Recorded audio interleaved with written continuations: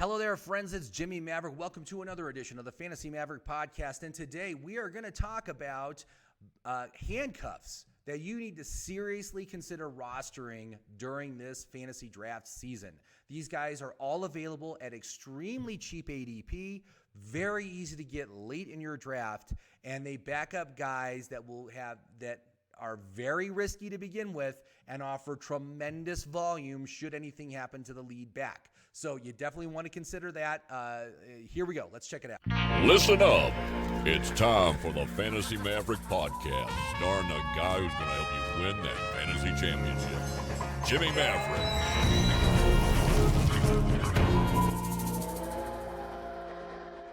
Hello there, friends. It's Jimmy Maverick. Welcome to another edition of the Fantasy Maverick podcast. And today we're going to talk about three players that I like, three handcuffs that I think you need to seriously consider rostering during this year's fantasy draft. So before we go through that, though, I just wanted to remind you, if you haven't done so already, please like this video, leave a comment about these players or any other players you want to talk about. You can share this video with your friends, and of course, click subscribe and hit that little bell so you can be notified when I'm posting new videos. You know, I'm doing 3 a week now, and I'm going to be doing that now through the fantasy football season when actual football starts in September. So you definitely want to check it out. We're going to cover a lot of different topics. But today, I got to tell you, man, you know, when it comes to players, reliability is a huge part of season-long fantasy football. You need to have reliability players. I don't like to draft low reliability players. I regret it every single time I do it. I want my players to be either medium or high reliability. My app, My Perfect Fantasy Draft, shows you exactly who those players are. But the other thing you need to consider is who is playing behind those low reliability players, because those players offer tremendous upside for your fantasy team. If that low reliability player goes out, all of a sudden this guy is going to get a huge increase in volume, and therefore and in some cases can even become a fantasy viable starter, especially on these offenses. So let's just get right to it, man. So I got three names for you today.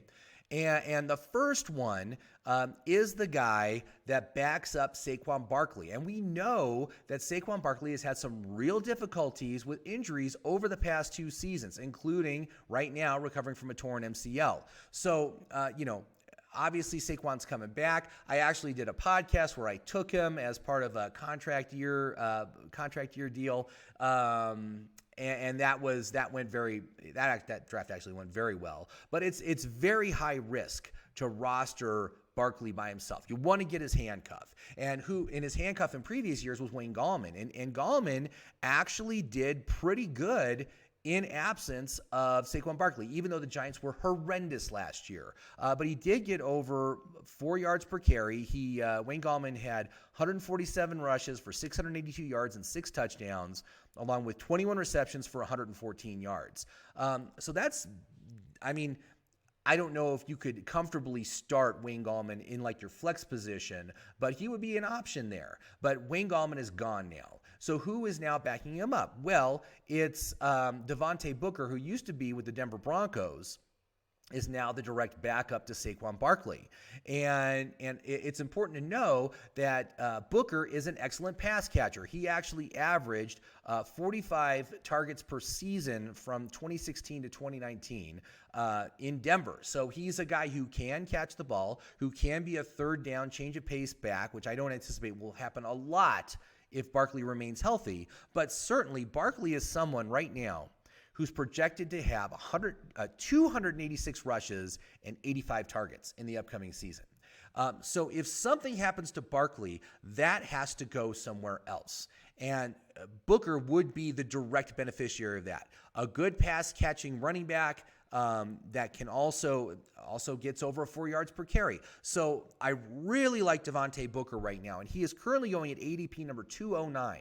So really, in most drafts, he is going undrafted. So this is a last-round pick that you could add to your fantasy team, and I'm telling you, I think it's a great option, especially if you take Saquon Barkley. If you take him, you definitely want to roster Devontae Booker. And the fact that he's such an easy handcuff to get, I really like that. I hate those handcuffs that you got to take in like the 7th or 8th round. Those are tough. I can't It's hard for me to justify that. So that's my first guy.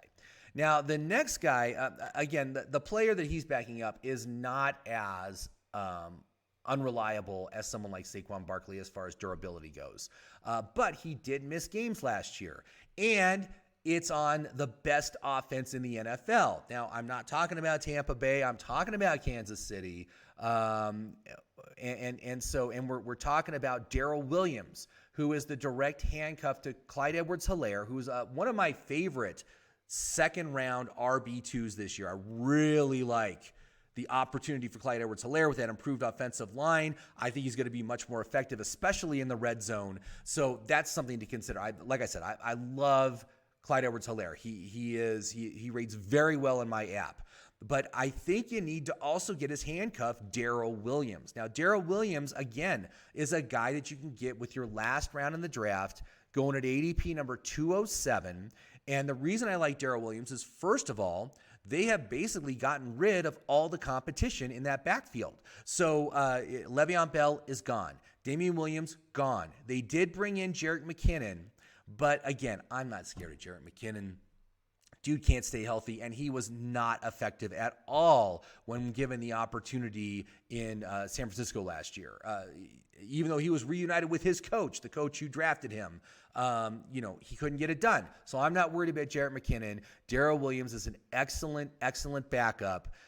And right now, again, you just look at the volume. Clyde Edwards-Helaire projected for 208 touches, and 68 targets. So if anything happens to CEH, it's going to go to Darrell Williams. And Darrell Williams has been an effective backup while he's been there. Obviously, it's a fantastic offense. The rushing opportunity is there. Darrell Williams absolutely needs to be on your target list for getting a backup late in the draft. Now, my third guy, again, the lead back, is a low reliability player who's missed a lot of time, someone who I personally am not interested in drafting, but I'll tell you what, I'm interested in taking his backup. We are talking about Joe Mixon of the Cincinnati Bengals. His backup this year is Samaje Perine because Giovanni Bernard is no longer on the team. Giovanni went to Tampa Bay, so now it's Perine. This guy is a complete afterthought on draft boards. ADP number 291 right now. So he is somebody that nobody is even thinking about, which I don't get. Given that how many games that Joe Mixon has missed in his career, you've got to take Perine. If you take Mixon, which I never will, I'm not going to have him in any of my leagues this year. But if you are a person who's a believer in Mixon, you've got to take Perine to back him up. And it's just because Mixon is projected with 261 rush attempts and 61 targets. If anything happens to him, it's going to fall to Perine. So, during the time that Giovanni Bernard was on the team, he averaged over 50 targets and 200 rushes a year in 2018 and 2019. Obviously, that was during time that Joe Mixon missed a lot. So that is what we're talking Perine could get. And so I got to say, I like it. It's another guy.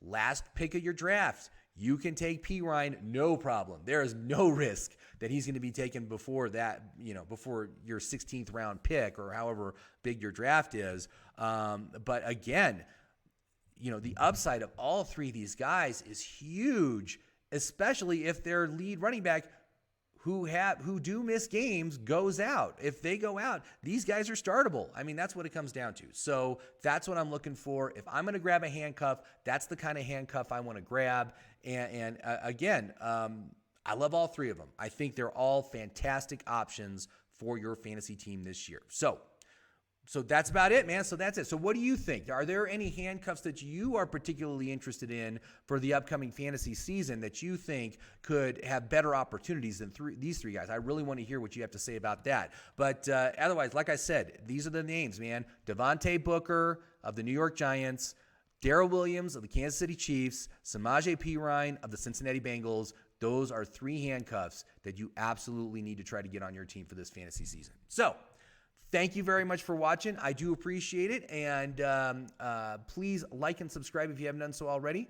But that is it for today. And I will be back with more fantasy podcasts next week, more mock drafts, and more best ball drafts. I've got, what I did was, I'm just playing these low scale leagues on Yahoo. I'm doing a $5 best ball league on Yahoo.